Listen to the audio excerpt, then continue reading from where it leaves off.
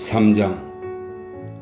숙소 창문으로 저녁 노을이 비춰들고 있었지만 실내는 어둠침침했다. 열려있는 문 사이로 편자 던지기 놀이를 하는 곳에서 들썩거리는 소리와 함께 이따금씩 쟁그랑거리는 소리가 들려왔다. 그때마다 환성을 울리거나 야유를 던지는 소리도 섞여 들려왔다. 슬림과 조지는 어두침침한 숙소 안으로 들어섰다. 슬림이 카드놀이 테이블 위로 손을 뻗쳐 양철 가스를 씌운 전등을 켰다. 전등불이 밝혀지자 테이블은 금세 환해졌다. 그러나 원추형으로 생긴 가스로 인해 전등 아래쪽만 불빛이 밝게 비추었을 뿐 숙소의 구석들은 여전히 어두웠다.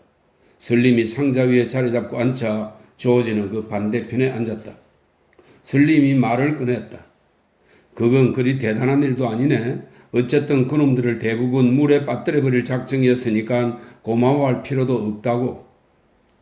당신에게는 대수롭지 않은 일이겠지만 그 친구한테는 정말 대단한 일이거든요. 젠장마절 그 친구를 어떻게 이리 끌고 와서 자도록 해야 할지 모르겠어요. 분명 헛간에서 강아지들과 함께 자려고 할 거예요. 강아지 집에서 그 친구를 떼어내려면 힘께나 써야 할걸요. 그건 그렇다 치고 자네 말이 맞긴 하더군. 그 친구 영리하지는 않지만 그런 일꾼은 여태까지 본 적이 없네. 그 친구와 짝이 되어 보리를 나르던 일꾼이 거의 죽을 뻔했잖아. 그를 이겨낼 사람은 아무도 없을 거야. 그렇게 힘 좋은 친구는 정말 처음 보는 걸. 조지는 자랑스러워하며 대답했다. 레니는 어떤 일이든 주어지기만 하면 아무 생각도 없이 그냥 해내거든요. 스스로 할 수 있는 일은 아무것도 없지만 자신에게 지시된 일은 무엇이든 잘 해내지요. 말편자가 쇠말뚝에 부딪혔는지 땡그랑 소리가 들리더니 곧이어 환성이 울렸다. 슬림이 자리에서 뒤로 약간 물러서자 그의 얼굴을 비추던 불빛이 사라졌다. 자네하고 그 친구가 붙어 다니는 것이 조금 이상하군. 깊은 속내를 얘기해 보란 듯 슬림이 잔잔한 어조로 말했다. 어떤 것이 이상하단 말이죠? 조지가 방어하듯 되물었다.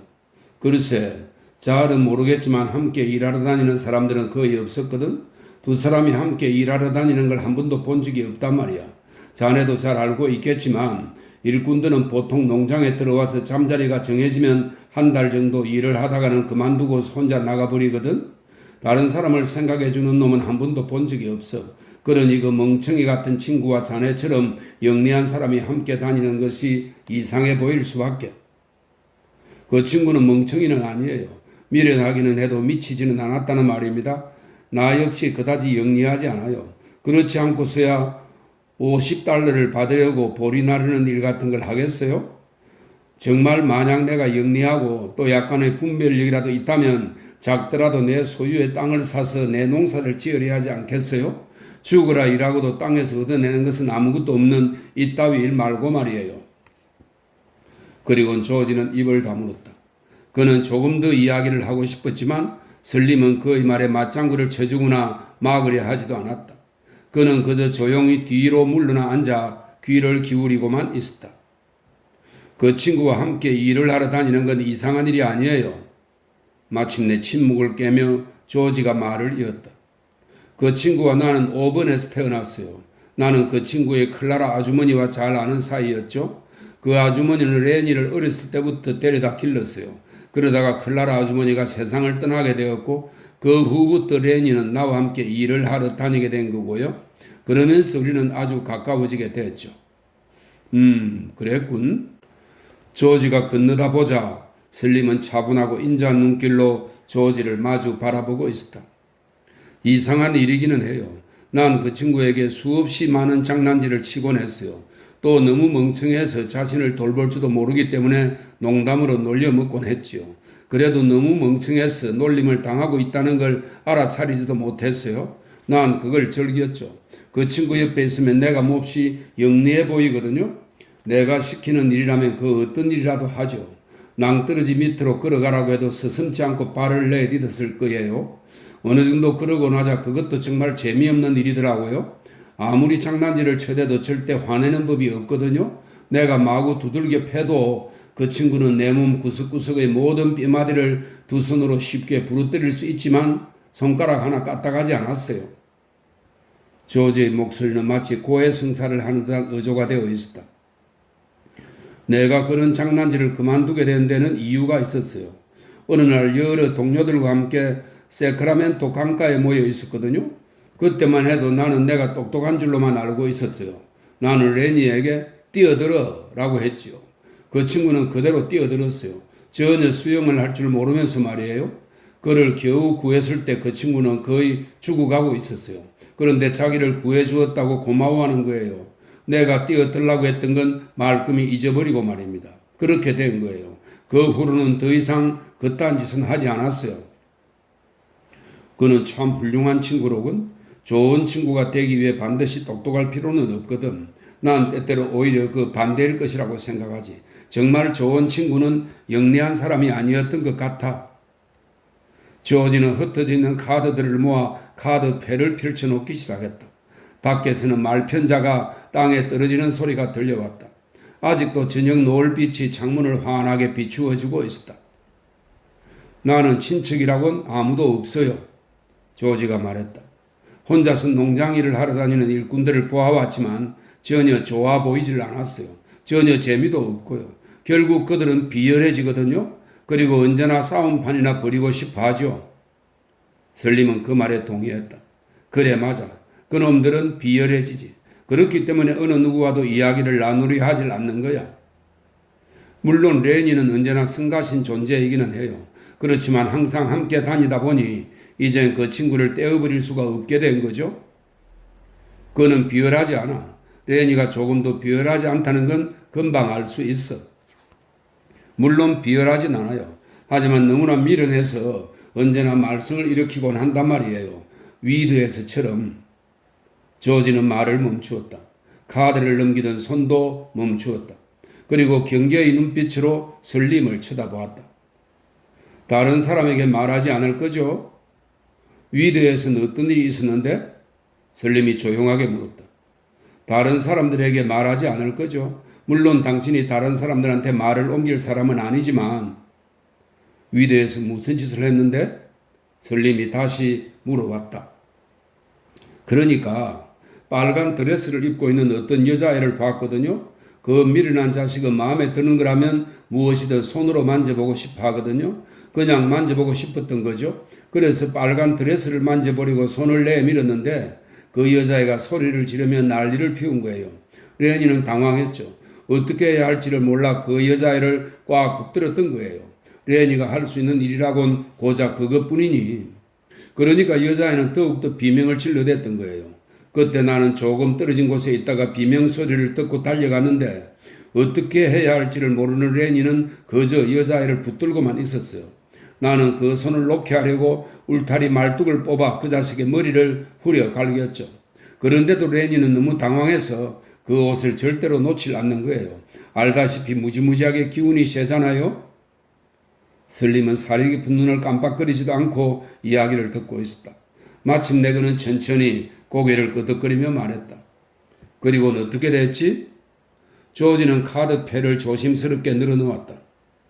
그 여자애가 보안관에게 달려가서 강간을 당했다고 고발해버렸어요. 그래서 위더 이 녀석들이 레니를 두들겨 패기 위해 떼를 지어 모여들기 시작했죠. 우리들은 수로 속에 하루 종일 숨어서 머리만 물 밖으로 내밀고 있었어요. 그것도 수로 옆에 솟아나 있는 풀 쪽으로 말이에요. 그날 밤 컴컴해져서야 그곳에서 빠져나올 수 있었던 거죠. 잠시 아무 말 없이 앉아있던 설림이 마침내 물었다. 진짜 그 여자를 어떻게 하려고 한 건 아니겠지? 전혀 그러진 않았어요. 단지 놀라게 했을 뿐이에요. 만약 그 친구가 나를 그렇게 붙잡았다면 나 역시 무서웠을 거예요. 그렇지만 그 여자애를 다치게 하지는 않았어요. 그저 그 붉은 옷을 만지고 싶었을 뿐이었던 거죠. 언제나 강아지를 쓰다듬고 싶어 하듯이 말이에요. 그 친구는 비열하진 않아. 비열한 녀석들은 일마일 밖에서도 알아볼 수 있거든. 설림이 말했다. 물론이에요. 그는 내가 하는 일이라면 무엇이든지. 그때 레니가 문간으로 들어왔다. 푸른 작업복 윗도리를 망토처럼 어깨에 걸친 그는 등을 잔뜩 구부리고 걸어왔다. 이봐 레니, 강아지는 어때? 레니는 잔뜩 숨을 죽이며 대답했다. 내가 정말로 갖고 싶었던 놈이야. 흰색과 갈색 털이 섞여 있거든. 레니는 곧장 자신의 침대로 가서 눕더니 벽을 향해 얼굴을 돌리고는 무릎을 구부렸다. 조지는 조심스럽게 카드들을 널어놓으며 날카롭게 불렀다. 레니. 레니는 고개만 돌려 어깨너머로 조지를 바라보았다. 왜 그래? 강아지를 침대로 데리고 오면 안 된다고 했잖아. 무슨 강아지 말이야? 지금 나한테 강아지는 없어. 조지는 재빠르게 그에게 다가가 어깨를 붙잡고 몸을 돌려놓았다. 그리고 손을 내밀어 레니가 배에 감추고 있던 조그마한 강아지를 끄집어냈다. 레니는 재빨리 일어나 앉았다. 조지, 그놈을 이리 줘. 얼른 일어나서 강아지를 다시 갖다 놔. 이 강아지는 어미 개와 자야 해. 강아지를 죽이고 싶어서 그래? 겨우 지난밤에 태어난 새끼를 데리고 오다니. 곧바로 갖다 놓지 않으면 슬림한테 말해서 너가 기르지 못하도록 만들 거야. 레니는 애원하듯 양팔을 벌리며 말했다. 조지, 나한테 돌려주어. 내가 다시 갖다 둘게. 해치려던 건 아니었어. 정말이야. 그냥 조금만 쓰다듬어 주고 싶었을 뿐이야. 조지는 강아지를 건네주었다. 좋아. 빨리 강아지를 갖다 놓고 이제 다시는 가져오면 안 돼? 언제나 그랬듯이 넌 또 죽이고야 말 거야. 레니는 허둥지둥 방을 빠져나갔다. 미동도 하지 않고 있던 슬림은 밖으로 뛰어나가는 레니를 차분한 눈길로 바라보았다. 정말이지 저 친구는 진짜 어린애 같군? 맞아요. 꼭 어린애 같아요. 아무런 악의도 없는 어린애요. 단지 힘이 세다는 것만이 다를 뿐이죠. 분명 오늘 밤에는 여기에서 자지 않을 거예요. 흙간에 있는 강아지 상자 옆에서 자려고 하겠죠. 뭐 그냥 그렇게 놔두는 수밖에요. 그다지 해로운 짓은 하지 않을 거예요. 이제 밖은 많이 어두워졌다. 캔디 노인이 들어와 자기 잠자리를 찾아갔다. 그 뒤를 늙은 개가 헐떡거리며 따르고 있었다. 어이 설림 그리고 조지, 자네들은 왜 말편자 놀이를 안 했나? 저녁마다 하고 싶지는 않거든요. 혹시 자네들 위스키 한 잔 없나? 배가 아파 죽겠어. 없어요. 위스키가 있다면 내가 마시겠어. 배가 아프진 않지만. 정말 배가 너무 아파. 캔디 노인이 말했다. 그 망할 놈의 순무가 좋지 않았나 봐. 먹기 전부터 알아봤다니까. 어두컴컴한 마당 쪽에서 뚱뚱한 칼슨이 들어왔다. 숙소 한켠으로 다가간 그는 가스를 씌워놓은 또 다른 전등을 켜었다. 정말 더럽게 어둡구만. 그런데 저 깜둥이 놈은 말편자를 어쩌면 그렇게 잘 던지지? 그 친구 정말 잘 던지지? 설림이 대답했다. 정말 잘 하더라니까? 칼슨이 말했다. 이길 수 있는 기회를 절대 주지 않거든. 칼슨은 하던 말을 갑자기 끊고 코를 치켜들며 킁킁거렸다. 계속 킁킁거리던 그는 아래쪽에 앉아있는 늙은 개를 발견했다. 맙소사, 저놈의 개가 냄새를 풍기고 있었군. 캔디 영감, 저 개 좀 내쫓아요. 늙어 빠진 개 냄새보다 더 지독한 건 없다고요. 당장 내쫓아버려요. 캔디 노인은 침대 모서리 쪽으로 돌아 눕더니 누운 채로 손을 내밀어 늙은 개를 쓰다듬으며 사과하듯이 말했다. 너무 오랫동안 함께 지내서 그런지 나는 냄새가 나는지 전혀 모르겠는걸. 어찌됐든 난 그 개가 여기 있는 걸 견딜 수가 없어요. 밖으로 나간 후에도 그 지독한 냄새가 그대로 남아있다니까요. 그는 둔탁한 그릉거리로 다가가 개를 내려다 보았다. 이빨도 없잖아요. 관절염 때문에 제대로 걷지도 못하는 이런 개를 무슨 소용이 있다고 그래요. 캔디 영감, 저렇게 살아있는 건 개한테도 좋은 일이 아니에요. 그냥 총으로 쏴 죽여버리라고요. 노인은 불쾌한 몸짓을 했다. 글쎄, 정말 오랫동안 길러왔거든. 강아지 때부터 말이야. 저 녀석하고 양들을 지켰다고. 그는 자랑스러운 듯이 말했다. 지금은 상상이 안 되겠지만 이 개는 내가 여태까지 만나본 양치기 개들 중에서도 최고였어. 화제를 돌리기 위해 조지가 입을 열었다. 위드에서 어떤 친구를 만난 적이 있는데 양을 지킬 수 있는 에어데이를 기르고 있더라고요. 다른 개한테서 양치는 재주를 배웠다고 하던데요. 그러나 칼슨은 물러서려 하지 않았다. 잘 들어요, 캔디 영감. 이 개는 언제나 힘에 붙여 헐떡거리기만 하잖아요. 그러니 영감님이 끌어내서 뒤통수에 총을 쏴버리면. 그는 말하면서 허리를 구부리며 손가락으로 가리켰다. 바로 여기를 쏘면 이 개는 무엇을 맞았는지도 모를 거요. 캔디 노인은 슬픈 표정으로 주변을 둘러보았다. 그리고 들릴 듯 말 듯한 목소리로 중얼거렸다. 싫어. 안 된다고. 난 그렇게는 못해. 아주 오랫동안 길러온 놈이라 말일세. 저 개는 사는 재미도 없어요. 칼슨이 우겨댔다. 게다가 지독한 냄새를 풍긴단 말이에요. 이렇게 하죠. 내가 대신 쏴줄게요. 그러면 영감님이 쏘지 않아도 되는 거잖아요. 침대 밖으로 두 다리를 내민 캔디 노인은 희고 짧은 수염이 나 있는 뺨을 초조하게 쓰다듬었다. 이놈하고는 정이 너무나 많이 들었단 말이야. 그는 나지막히 중얼거렸다. 강아지 때부터 키웠단 말이야. 아, 글쎄, 그 개를 살려두는 게 그 개를 위하는 것이 아니라니까요. 저기 슬림의 개가 이제 막 새끼들을 낳았잖아요. 슬림이 강아지를 한 마리 줄 거예요. 그렇지 않나, 슬림? 노새 몰입꾼은 차분한 눈빛으로 그 늙은 개를 바라보고 있었다. 그래요. 영감님이 원한다면 한 마리 줄게요. 망설이던 그는 흔쾌하게 대답했다. 캔디 영감님, 칼슨의 말이 옳아요. 저 개를 위해서도 좋지 않아요. 만약 내가 늙어서 다리를 질질 끌고 다닌다면 누군가 나를 쏴주기를 원할 거예요? 슬림의 의견은 곧 법으로 받아들여졌기 때문에 캔디 노인은 무기력한 시선으로 그를 바라보았다.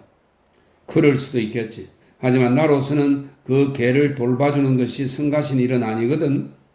그는 넌지시 자신의 의견을 밝혔다. 내가 쏘면 이 개는 아무것도 느끼질 못할걸요? 여기다가 총구를 댈 거니까 바로 여기 뒤통수를 쏘는 거지. 그러면 조그만 떨림조차 느끼지 못해요. 그러면서 칼슨은 발가락으로 그곳을 가리켰다. 캔디 노인은 도움을 구하는 눈빛으로 사람들의 얼굴을 둘러보았다. 이제 바깥은 완전히 어두워져 있었다. 젊은 일꾼 한 명이 들어왔다. 그는 늘어진 어깨를 앞으로 굽히고선 마치 보이지 않는 곡식 포대를 나르고 있는 것처럼 무겁게 발꿈치를 끌고 있었다. 자기 침대로 다가간 그는 선반 위에 모자를 올려놓았다. 그리고는 선반에서 싸구려 잡지를 한 권 집어들고 등불이 있는 테이블로 가져왔다. 슬림, 내가 이거 보여주었던가요? 뭘 보여주었다고? 젊은 남자는 잡지 뒤쪽을 펼쳐 테이블 위에 놓고 손가락으로 가리켰다. 여기요. 이걸 읽어보세요. 슬림은 허리를 구부렸다. 자, 큰 소리로 읽어보세요. 슬림이 천천히 읽기 시작했다. 편집장 귀야, 나는 당신 회사의 잡지를 6년 동안 애독하고 있습니다. 그리고 이 잡지를 최고라고 생각합니다. 나는 피트랜드의 작품을 좋아합니다. 그는 정말 놀라운 작가입니다. 흑기사 같은 작품들을 더 많이 게재하여 주시기 바랍니다. 나는 편지를 자주 쓰는 편은 아닙니다. 당신 회사의 잡지는 내가 10센트의 돈을 기꺼이 지불할 만큼 훌륭하다는 것을 말해주고 싶군요. 슬림은 의아하다는 듯한 눈빛으로 그를 올려다 보았다. 이걸 왜 읽어보라는 거지? 히트가 대답했다. 계속 읽어보세요. 그 맨 아래에 있는 이름을 읽어보라고요. 행운이 깃들기를. 윌리엄 테너. 다 읽고 난 슬림은 다시 한번 히트를 쳐다보았다. 왜 나한테 이걸 읽어보라는 거지? 히트는 잡지를 소리나게 덮었다. 빌 테너를 모르겠어요? 서너 달 전에 여기서 일했잖아요. 잠시 생각에 잠겨있던 슬림이 물었다. 그 자그마한 친구 경작기를 운전했던? 그래요. 바로 그 사람이에요. 히트가 소리쳤다. 이 편지를 쓴 사람이 그 친구란 말이지? 난 알아요. 어느 날 빌하고 이 방에 함께 있었거든요. 그때 빌이 갓 배달된 그 잡지를 들고 있었어요. 잡지를 들여다보던 그가 이렇게 말하더라고요. 편지를 써서 보냈는데 어쩌면 실렸을지도 몰라. 하지만 그때는 실리지 않았었죠. 빌은 아마 다음 후에 실으려고 남겨두었을 거야 라고 말했어요. 그런데 진짜 그렇게 되었잖아요. 여기에 실려 있잖아요. 자네 말이 맞는 것 같군. 바로 여기에 있구만. 슬림이 말했다. 조지가 잡지를 집으려고 손을 내밀었다. 좀 볼 수 있을까? 휘트는 그곳을 펼쳐 보여주었지만 잡지를 쥔 손은 놓지 않으려 했다. 그는 금지로 그 글을 가리켰다. 그리고는 잡지를 선반 위에 조심스럽게 얹어 놓았다. 빌이 이 사실을 알고 있을까요? 빌과 나는 완두콩 밭에서 일을 했거든요. 우리 둘은 경작기를 운전했어요. 참 좋은 친구였는데. 이런저런 대화들이 오고 가는 동안에도 칼슨은 끼어들려고 하지 않았다. 그는 계속 늙은 개만 내려다보고 있었다. 캔디 노인은 불안해하며 그를 바라보고 있었다. 마침내 칼슨이 입을 열었다. 영감님이 원하신다면 지금 당장 이 개를 고통으로부터 벗어나 편안하게 해줄 수 있는데 이제 이 개한테는 아무런 희망도 없어요. 먹지도 못하고 볼 수도 없고 게다가 고통 없이는 걷지도 못하잖아요. 캔디 노인은 신락 같은 희망이라도 잡으려 했다. 자네에겐 총도 없잖아.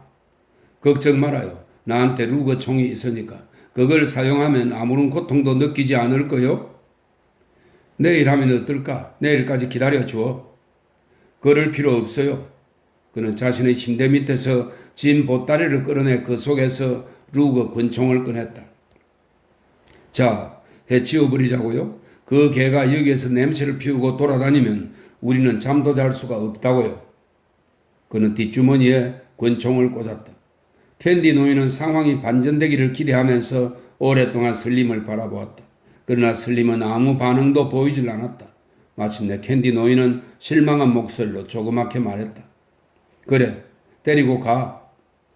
그는 절대로 개를 내려다보지 않으려 했다. 침대 위에 두 팔을 꿰고 누운 그는 천장만 뚫어져라 바라보고 있었다. 칼슨은 호주머니에서 짧은 가죽끈을 꺼내들었다. 그는 허리를 굽혀 그것을 개의 목에 맸다. 캔디 노인 외에는 모두들 그를 주시했다. 자자, 이제 가자. 착하지? 그는 개를 다정하게 으르면서 미안하다는 듯 캔디 노인에게 말했다. 이 개는 아무것도 느끼지 못할 거요. 캔디 노인은 대답도 하지 않고 몸을 조금도 움직이려 하지 않았다. 칼슨은 가죽끈을 잡아당겼다. 자, 이제 가자. 늙은 개는 천천히 일어나 빳빳하게 굳은 다리를 끌고 이끄는 대로 가만히 따라갔다.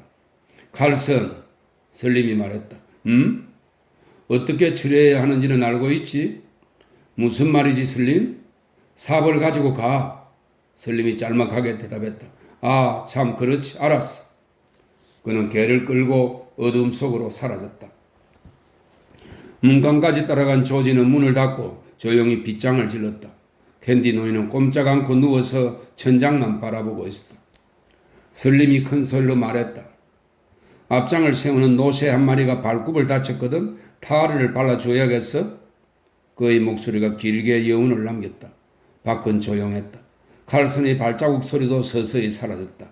숙소 안으로 정막이 깃들더니 한참 동안 조용했다.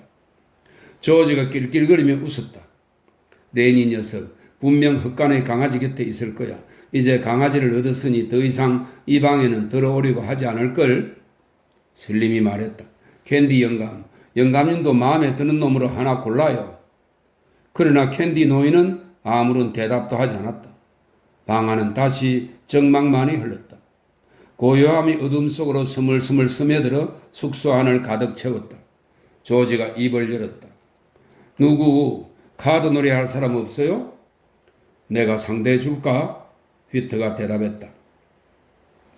그들은 테이블의 불빛 아래 마주 앉았다. 그러나 조지는 카드를 섞지 않았다. 그는 신경질적으로 카드패의 가장자리를 손가락으로 훑으며 따르락 따르락 소리를 냈다.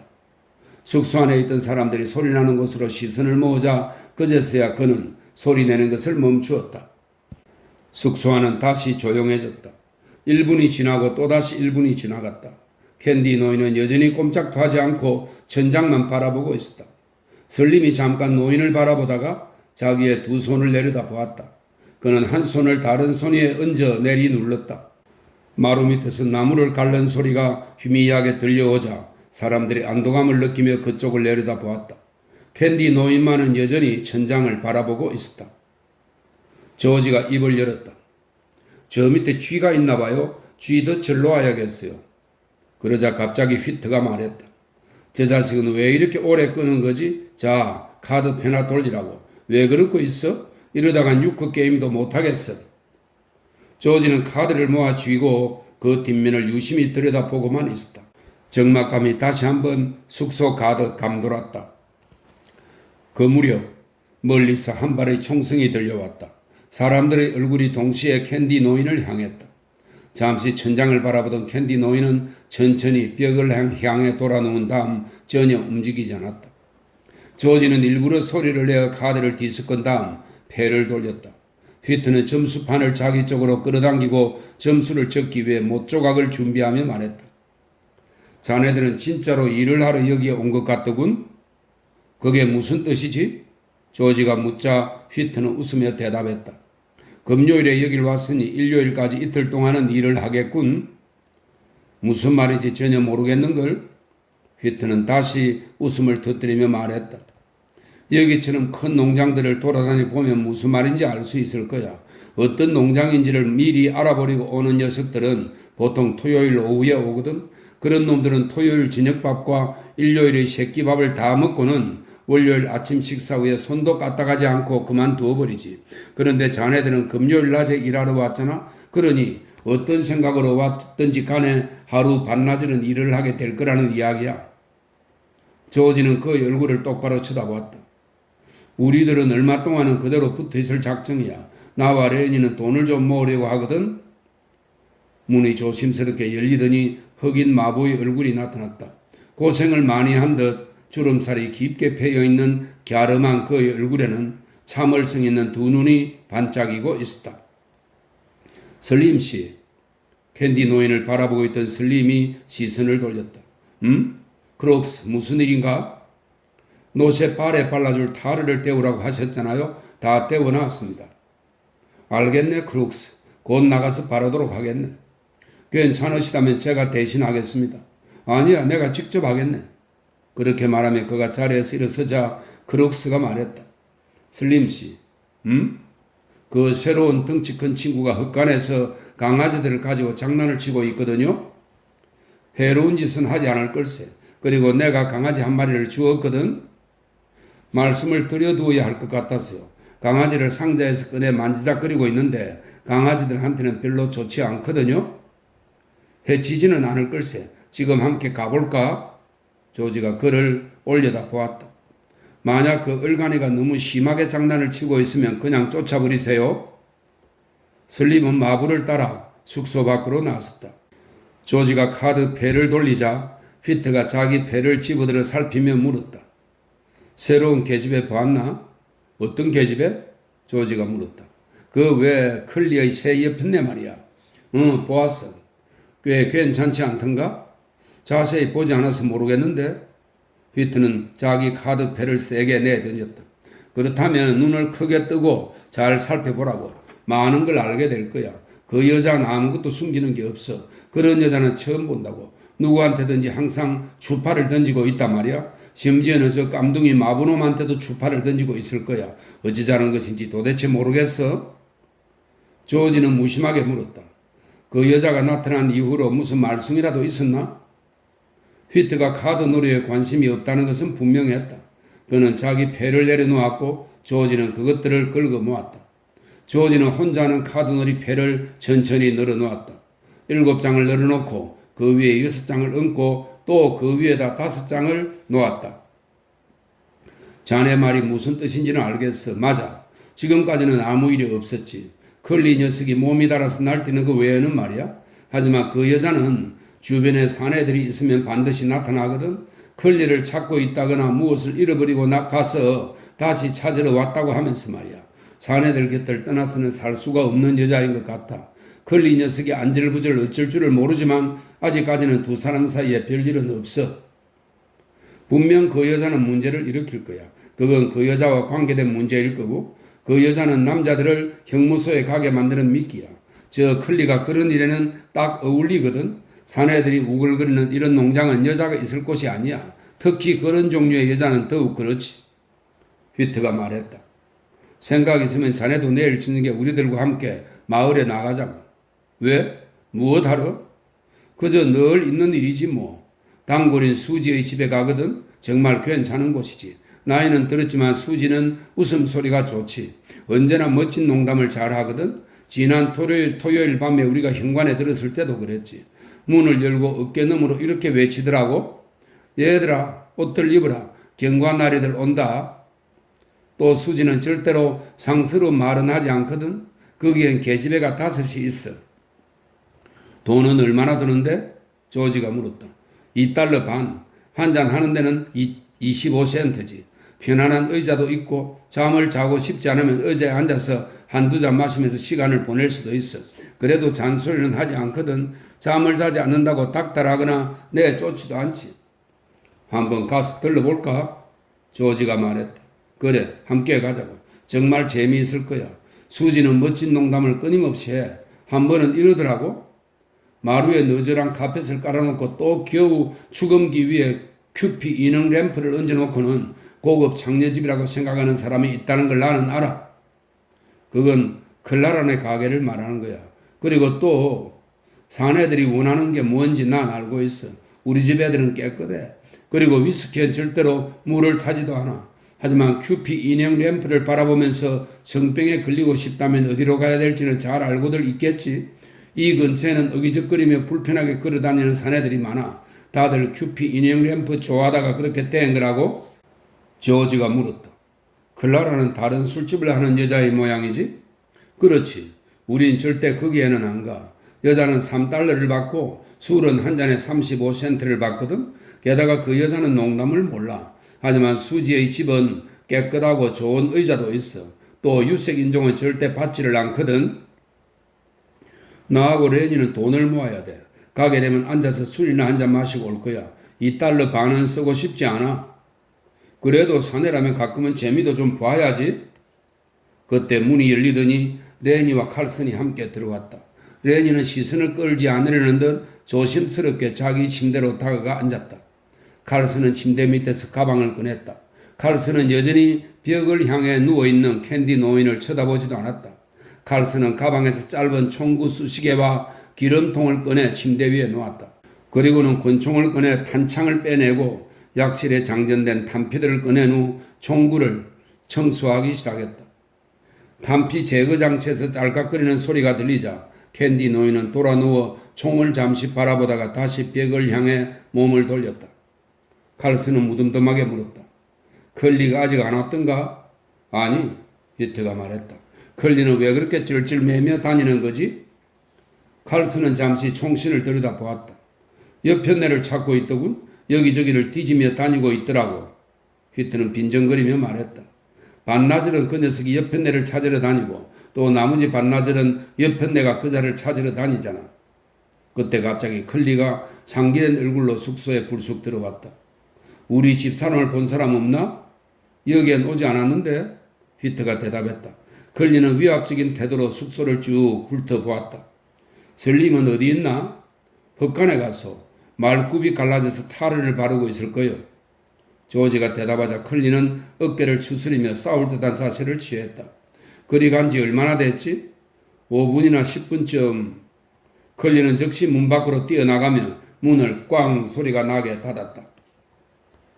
휘트가 자리에서 일어서며 말했다. 구경거리가 되겠는걸. 컬리는 그저 싸움을 하고 싶은 거야. 그렇지 않고서야 슬림에게 덤빌 이유가 없지.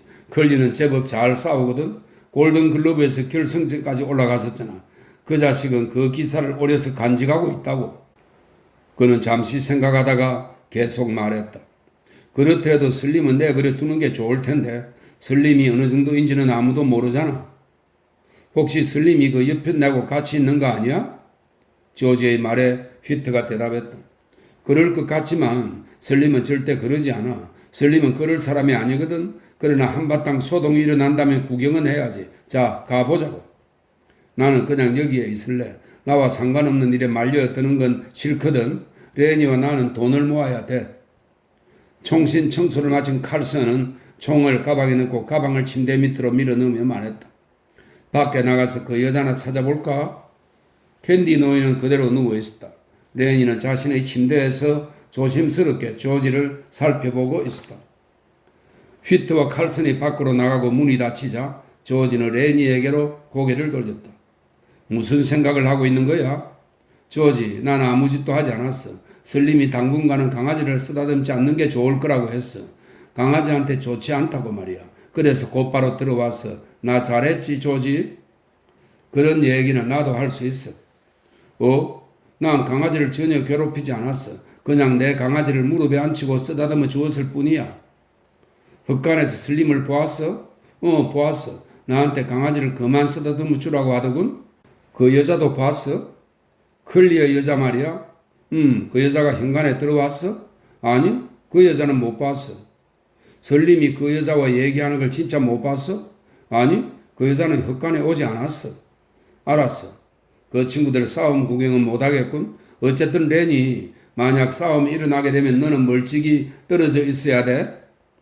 나는 전혀 싸우고 싶지 않아. 렌이는 침대에 일어나 테이블로 와서 조지와 마주 앉았다. 조지는 별다른 생각 없이 카드를 섞어 혼자 하는 카드놀이 패를 늘어놓았다. 그는 뭔가 깊은 생각에 잠겨 천천히 움직이고 있었다. 렌이가 손을 내밀어 그림 카드 한 장을 들고 물끄러미 들여다보다가 그것을 거꾸로 돌려 다시 살펴보았다. 양쪽 끝이 똑같군 조지. 왜 양쪽 끝이 같은 거야? 나도 몰라. 그렇게 만들었으니까 그렇겠지 뭐. 헛간에서 설림을 만났을 때 그가 무엇을 하고 있던? 설림? 그래. 헛간에서 설림을 보았다며? 너한테 강아지를 너무 쓰다듬지 말라고 말했다고 그랬잖아. 아, 그래. 그는 타르 깡통하고 소를 들고 있었어. 왜 들고 있는지는 모르겠는걸? 오늘 숙소에 왔던 여자가 그곳에 오지 않은 것이 분명해? 안 왔어. 조지는 한숨을 내쉬며 말했다. 장례촌에 가는 게 제일 속 편한 일이야. 누구든 그곳을 가면 술에 흠뻑 취해 정신을 놓아버려도 아무런 문제가 없거든. 게다가 돈이 얼마나 필요한지 미리 알 수도 있단 말이야. 하지만 여기 있는 그 계집은 잘못 건드리면 교도소에 끌려가는 구실이 된단 말이야. 레니는 감탄한 듯 그의 말을 새겨 들으며 외우기 위해 입술을 달싹거렸다. 레니, 앤디 크시맨 기억나지? 초급학교에 다니던 애 말이야. 엄마가 자주 핫케이크를 만들어주던 그 녀석? 그래, 그 녀석.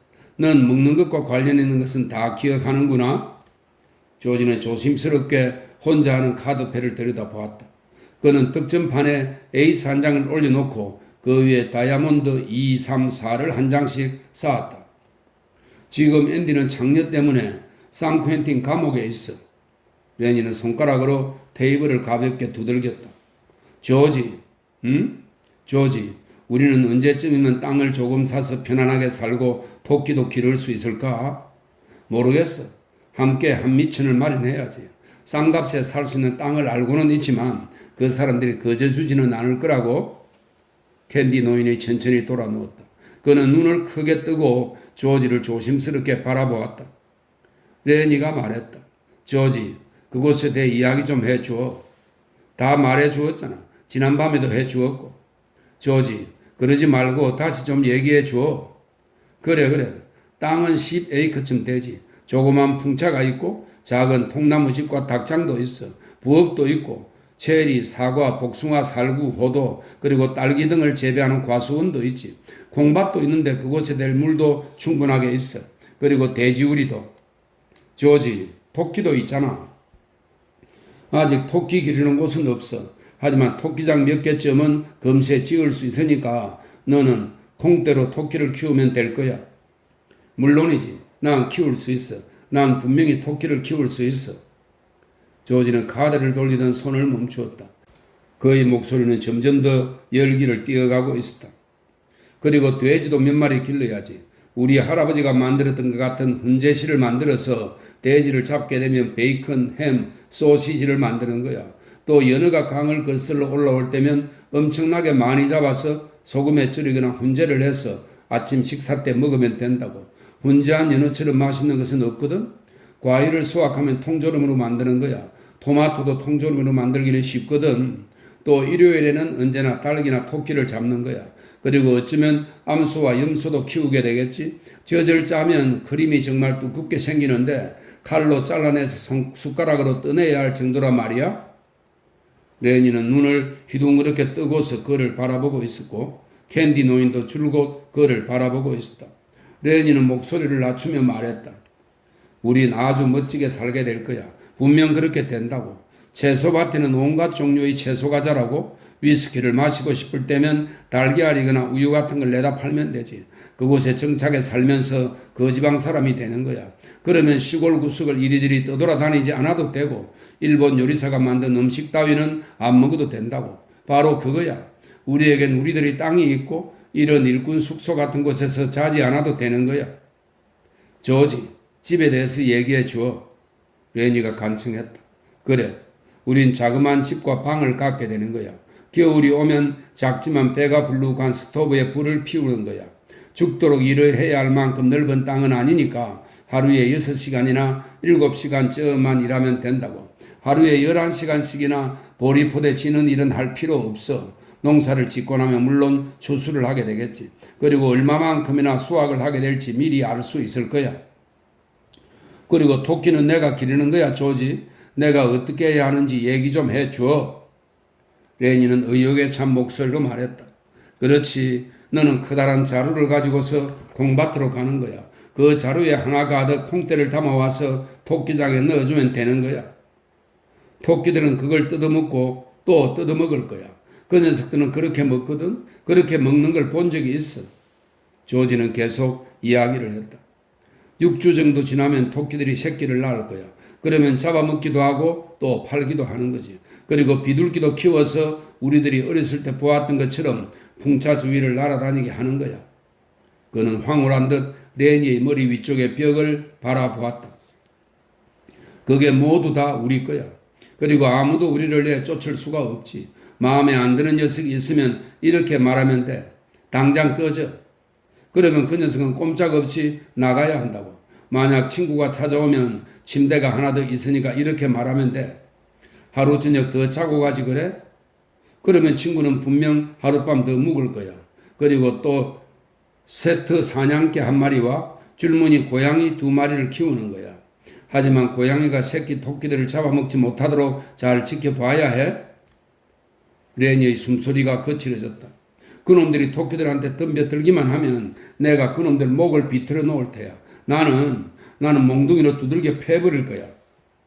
레니는 앞으로 기르게 될 토끼를 괴롭히는 고양이를 위협하듯 어르렁거리다 말을 뚝 그쳤다. 조지는 자신이 그려놓은 상상 속의 그림에 도취되어 있었다.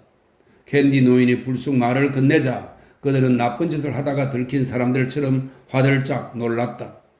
그런 땅이 어디 있는지 알고 있나? 조지는 즉시 경계하는 태도를 보였다.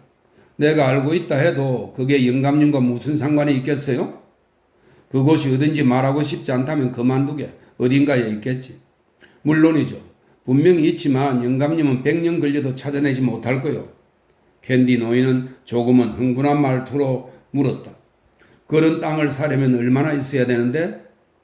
조지는 의심스러운 눈초리로 캔디 노인을 바라보았다.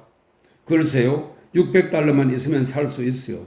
늙은 땅 주인 부부에겐 돈이 한 푼도 없는데 할머니가 수술을 받아야 한대요. 그런데 영감님이 무슨 상관이죠? 우리들과는 아무런 관계도 없잖아요. 난 손이 하나밖에 없으니까 별로 쓸모는 없을 거야. 바로 이 농장에서 한 손을 잃었지. 그래서 그들이 내게 청소 일을 준 것이거든. 그리고 여기에서 손을 잃었다고 250달러를 주었다고. 그동안 저축한 돈 50달러와 함께 은행에 저금해 두었지. 모두 합하면 300달러인데 월말에는 50달러가 더 생길 거야. 그래서 말인데 그는 몸을 앞으로 내밀며 간절한 목소리로 말했다. 만일 내가 자네 둘과 함께 갈 수 있다면 350달러를 내도록 하지. 내가 별로 쓸모는 없겠지만 음식을 만들 수도 있고 가축을 돌보거나 채소밭도 좀 가꿀 수 있을 거야. 어떤가? 조지는 눈을 지그시 감았다. 생각을 좀 해봐야겠어요. 줄곧 우리들끼리만 그렇게 하려고 준비해 왔으니까요. 캔디 노인이 그의 말을 가로챘다. 내가 죽게 되면 내 몫을 자네들에게 남긴다는 유서를 만들어 놓기로 하지. 나에겐 친척이라고는 아무도 없거든. 자네들한테는 얼마나 있는데 어쩌면 지금이라도 바로 시작할 수 있지 않을까? 조지는 무언가 잘 안 풀린다는 듯 마루바닥에 침을 탁 뱉었다. 우리들한테는 10달러밖에 없어요. 그는 잠시 생각을 해본 후 말을 이었다. 하지만 나와 레니가 한 달 동안 일을 하고 한 푼도 쓰지 않는다면 100달러가 생기게 될 거예요. 그러면 450달러가 되잖아요. 그것으로 일단 시작은 할 수 있어요. 우선 영감님과 레니가 먼저 그 일을 시작하면 나는 일자리를 구해서 나머지 돈을 메꾸면 되고 또 두 사람은 달걀 같은 것을 팔면 될 거예요. 그들은 침묵 속으로 빠져들었다. 그들은 서로의 얼굴을 놀란 듯이 바라보았다. 믿을 수 없는 일이 현실로 나타나고 있는 것 같았다. 조지는 스스로도 대견스러운 듯이 말했다. 이런 제기랄, 우리들은 정말 이 일을 해낼 수 있다고. 그의 눈은 경이로움으로 가득했다. 분명히 해낼 수 있다고. 그는 나지막히 되풀이했다. 캔디 노인은 침대 가장자리에 걸터 앉았다. 그는 초조한 듯 손이 잘려나간 팔목을 끌어댔다. 난 4년 전에 부상을 당했거든. 그들은 곧 나를 내쫓아 버릴 거야. 숙소 청소도 못하게 되면 빈민원으로 보내버리겠지. 자네들에게 돈을 주면 별로 쓸모가 없게 되더라도 밭에서 괭이질 정도는 하도록 해주겠지. 난 설거지도 하고 또 여러 가지 자질구레한 일도 할 수 있을 거야. 중요한 건 내가 우리들의 땅에서 살게 되는 것이고 또 우리들의 땅에서 일을 할 수 있다는 거지. 그는 비통한 어조로 말했다. 오늘 밤에 내 개를 어떻게 했는지 봤지? 녀석들은 그 개가 자기들은 물론 그 어느 누구에게도 도움이 되지 않는다고 하잖아. 그 작자들이 나를 내쫓을 때가 되면 누군가가 총으로 쏴주면 좋겠어. 하지만 그렇게 해주지도 않을 거야. 난 찾아갈 것도 없고 더 이상 일자리도 얻을 수 없다고. 자네들이 그만두게 될 무렵이면 나한테 $30가 더 생기게 될 거야. 조지가 자리에서 일어섰다. 그럼 해봅시다. 그 오래 묵은 땅을 잘 가꾸어서 그곳에서 살아보는 거야. 그는 다시 자리에 앉았다. 그들은 모두 조용히 자리에 앉아 생각만으로도 멋진 그 모습에 넋이 빠져 있었다. 그들의 마음은 제각각 미래에 펼쳐질 그 멋진 상상 속으로 빠져들고 있었다. 조지는 경탄하듯 말을 꺼냈다. 그 마을에선 축제가 벌어지고 서커스단도 오고 야구 시합도 하고 또 그런 즐거운 일들이 많이 있을 거야. 캔디 노인은 그 이야기에 맞장구를 치듯 고개를 끄덕거리고 있었다.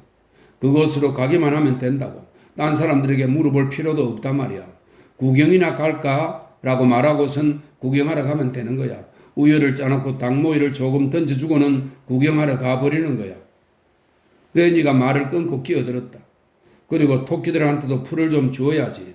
토끼 먹이 주는 건 절대로 잊지 않을 거야. 조지, 언제부터 시작할 수 있는 거야? 한 달이면 돼. 딱 한 달만 지나면 된다고. 내가 어떻게 할 건지 모르지? 우선 땅 주인인 노부부에게 편지를 보내서 우리가 땅을 사겠다고 하는 거야. 그리고 캔디 영감님이 계약금 $100를 보내면 되는 거고. 보내고 말고 거기에 괜찮은 난로가 있을까? 그럼요. 석탄이든 나무든 상관없이 불을 피울 수 있는 훌륭한 난로가 있어요. 레니가 말했다. 나는 내 강아지를 데리고 갈 거야. 분명히 장담하지만 내 강아지도 틀림없이 그곳을 좋아할 거야. 바깥에서 들려오는 사람들의 목소리가 점점 가까워졌다. 조지가 급히 말했다. 이 이야기를 누구에게도 해서는 안 돼요. 우리 세 사람 외에는 누구한테도 말해서는 안 된다고요? 그들이 알게 되어서 우리를 내쫓으면 미천을 모을 수가 없거든. 그럼 평생 보리포대 나르는 일이나 하다가 어느 날 갑자기 푼돈을 받고 쫓겨날 거라고. 캔디 노인과 레니는 고개를 끄덕이며 기쁨에 겨워 희죽거리며 웃었다. 아무한테도 말하지 않는다. 레니가 혼잣말로 중얼거렸다. 캔디 노인이 조지를 불렀다. 조지, 내 개는 내가 직접 쏘았어야 했는데 낯선 사람이 쏴 죽이도록 하는 게 아니었는데. 그때 문이 열리고 슬림이 들어왔다. 그 뒤를 이어 클리와 칼슨 그리고 휘트가 들어왔다. 시커먼 타르가 묻어 손이 더러워진 슬림은 눈살을 잔뜩 찌푸리고 있었다. 클리가 그의 뒤로 바싹 다가가며 말을 꺼냈다. 슬림, 딴 뜻이 있어서 그렇게 물었던 건 아니요. 그냥 물어본 거지. 하지만 너무 자주 묻고 있잖아. 그때마다 나도 짜증이 난다고. 자네가 그 잘난 아내를 챙기지도 못하면서 나한테 뭘 원하는 건가? 날 좀 내버려 두라고. 내가 지금 딴 뜻에서 그러는 게 아니라고 말하고 있잖아. 그저 당신이 내 마누라를 봤을 거라고 생각했던 거지. 자네는 왜 아내한테 돌아다니지 말고 집안에 있으라는 말을 못하는 건가? 그녀가 숙소 근처를 돌아다니도록 내버려 두고 나서는 금세 쩔쩔매고 또 그걸 어쩌지도 못하고 있지 않나? 클리는 갑자기 칼슨에게로 고개를 돌리며 말했다. 한판 붙고 싶지 않거든. 자네는 이 일에 끼어들지 마. 칼슨은 웃으며 말했다. 이런 비겁한 자식. 너가 아무리 슬림한테 겁을 주려고 해도 잘 안 될 거야. 오히려 슬림이 너한테 겁을 주면 모를까. 겁쟁이 을간이 같으니라고. 네가 아무리 국내 최고의 월드컵 권투 선수라 해도 신경 안 써. 덤벼봐. 목을 확 꺾어줄 테니. 캔디 노인은 신이 나서 싸움을 부추겼다. 장갑에 바셀린도 잔뜩 채워. 그는 역겹다는 듯이 말했다. 캔디 노인을 노려보던 클리의 시선이 옮겨가다가 레니에게서 멈추었다. 레니는 여전히 농장에 대한 공상 속에 빠져 기쁨에 겨운 미소를 짓고 있었다. 클리는 마치 사냥개처럼 레니 앞으로 다가섰다. 왜 비실비실 웃고 있어? 레니는 아무런 표정 없이 그를 바라보았다. 뭐? 그러자 클리는 분통을 터뜨렸다. 덤벼봐 이 덩치큰 얼간아. 어서 일어서. 이 얼간이가 나를 비웃어 누가 겁쟁이인지 본때를 보여주마. 레니는 어찌할 줄을 몰라 조지를 바라보다가 일어서서 뒤로 물러서려 했다. 클리는 몸의 균형을 잡으며 자세를 잡았다. 그는 레니를 향해 왼손을 날린 후 곧바로 오른손으로 코를 내리쳤다. 레니는 공포에 질려 소리를 내질렀다. 코에서는 피가 흘러내렸다. 조지, 그만하라고 해, 조지. 레니는 소리를 질러대며 등이 벽에 닿을 때까지 물러섰다. 클리는 가까이 다가서며 레니의 얼굴을 주먹으로 세게 쳤다. 레니는 두 손으로 얼굴을 감쌌다. 그는 너무 놀라 방어조차 못하고 있었다. 조지는 자리에서 일어서며 외쳤다. 붙잡아 레니, 때리지 못하게 하라고. 레니는 큼지막한 두 손으로 얼굴을 가리고 공포에 질려 훌쩍거리며 소리쳤다. 그만하라고 해, 조지. 그러자 클리는 그의 복부에 숨이 막힐 정도로 주먹을 날렸다. 설림이 자리를 박차고 일었었다. 이 더러운 쥐새끼 같은 놈 내가 상대해주지. 조지는 손을 내밀어 설림을 잡으며 소리쳤다. 잠깐만 기다려요. 그리고는 손을 모아 입에 대고 외쳐댔다. 그 놈을 꽉 잡아 레니. 레니는 얼굴에서 손을 떼고 두리번거리며 조지를 찾았다. 그때 클리가 그의 눈을 때리자 레니의 커다란 얼굴은 피투성이가 되어버렸다. 조지가 다시 외쳤다. 그를 붙잡으란 말이야. 클리가 휘두르고 있는 주먹을 잡기 위해 레니는 손을 내밀었다. 그리고 잠시 후 클리는 낚싯줄에 달린 물고기처럼 벌떡거리고 있었다. 그의 움켜진 주먹은 레니의 커다란 손 안에 꽉 잡혀 있었다. 조지는 급히 달려갔다. 레니, 이제 놔주라고. 그러나 레니는 자신에게 붙잡혀 벌떡거리고 있는 그 작은 남자를 두려움에 쌓인 눈으로 바라보고 있었다. 레니의 얼굴엔 피가 흥건했으며 상처가 나 한쪽 눈은 뜨지도 못하고 있었다. 조지는 손바닥으로 레니의 얼굴을 계속해서 때렸지만 레니는 움켜진 손을 풀지 않았다. 안색이 하얗게 질려버린 클리는 마침내 몸을 웅크렸고 몸부림도 제대로 치질 못했다. 그는 주먹을 레니의 손안에 붙들린 채 비명을 질러댔다. 조지는 계속해서 고함을 질러댔다. 레니, 그 손을 놔주라고. 설림, 이리 와서 저놈의 손이 떨어져 나가기 전에 날 좀 도와줘요. 그때 레니가 갑자기 꽉 쥐고 있던 손을 놓았다. 그리고는 급에 질려서 몸을 잔뜩 웅크리고 벽에 기댔다. 조지, 네가 그렇게 하라고 했잖아. 그는 비통한 목소리로 그렇게 말했다. 클리는 마룻바닥에 앉아 으스러진 자신의 손을 경악스러운 표정으로 내려다보고 있었다. 설림과 칼슨이 다가가 그의 손을 살펴보았다. 잠시 후 설림은 허리를 펴며 깜짝 놀란 표정으로 레니를 바라보았다. 병원으로 데려가야겠어. 내가 보기엔 손에 있는 뼈가 죄다 부스러진 것 같다. 레니가 소리쳤다. 그럴 생각이 아니었어. 그를 다치게 할 생각은 없었다고. 설림이 말했다. 칼슨, 마차를 준비해. 솔데드로 데리고 와서 치료를 받게 해야 돼.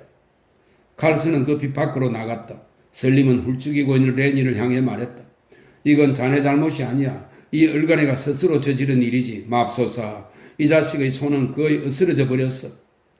설림이 급히 밖으로 나갔다가 곧 양철 컵에 물을 떠가지고 돌아왔다. 그는 컵을 클리의 입술에 대어주었다. 조지가 말했다. 설름, 이제 우리는 쫓겨나는 건가요? 우리는 미천을 만들어야 하는데 클리의 아버지가 당장 내쫓겠지요? 설림은 쓴 웃음을 지으며 클리 옆에 무릎을 꿇고 앉았다. 내 말을 알아들을 수는 있겠지? 설림이 묻자 클리는 고개를 끄덕였다. 그럼 잘 들어. 자네의 손은 기계에 끼인 거야. 만약 오늘 일어난 일을 아무에게도 발설하지 않으면 우리들도 그렇게 할 거야. 하지만 만약 이 이야기를 하고 또 이 사람들을 쫓아내려 한다면 우리들은 주변의 모든 사람들에게 이 이야기를 퍼뜨릴 거야. 그렇게 되면 너는 웃음거리가 되는 거지. 말하지 않겠어. 클리는 그렇게 대답하면서 레니는 쳐다보려고도 하지 않았다. 밖에서 마차바퀴가 소리가 들려오자 설림은 클리를 부축에 일으켜 세웠다. 자, 가자고. 칼슨이 의사한테 데려다 줄 거야. 그는 클리를 부축해 문 밖으로 나갔다. 잠시 후 마차바퀴 소리가 멀리 사라지자 설림은 숙소로 돌아왔다. 그는 여전히 급에 질려 두려움에 떨고 있는 레니를 쳐다보며 말을 걸었다. 자네 손 좀 보여줘. 레니는 두 손을 앞으로 내밀었다. 정말 굉장하군. 자네가 나한테 덤벼들면 정말 끔찍할 거야. 조지가 말을 끊고 끼어들어 설명을 했다. 레니는 그저 놀랐을 뿐이에요. 이 친구는 무엇을 어떻게 해야 하는지도 몰라요. 내가 말했잖아요. 그 어느 누구도 절대로 이 친구와 싸우면 안 된다고 말이에요. 아참, 당신이 아니고 캔디 영감에게 말했었나 보군요. 캔디 노인은 심각한 표정으로 고개를 끄덕이며 말했다. 그렇게 말했지. 바로 오늘 아침에 클리가 저 친구한테 시비를 걸었을 때 괜히 레니를 건드리지 않는 게 신상에 좋을 거야 라고 했었지. 바로 그 말을 나한테 했었지. 조지는 레니를 바라보며 말했다. 네 잘못이 아니야. 이젠 두려워할 필요 없어. 너는 내가 시키는 대로 했을 뿐이야. 샤워장에 가서 얼굴이나 깨끗이 씻자. 정말 꼴이 말이 아니야. 레니는 퉁퉁 부러뜨진 입술로 빙그레 웃으며 말했다. 나는 문제를 일으키고 싶지 않아. 문 쪽으로 가는 레니는 문을 나서기 직전에 돌아섰다. 조지, 왜 그래? 내가 토끼를 키울 수 있게 해주는 거지, 조지? 물론이야. 넌 나쁜 짓을 하지 않았어. 조지, 난 해칠 생각이 조금도 없었어. 그래, 알았어. 얼른 가서 그 끔찍한 얼굴이나 씻어.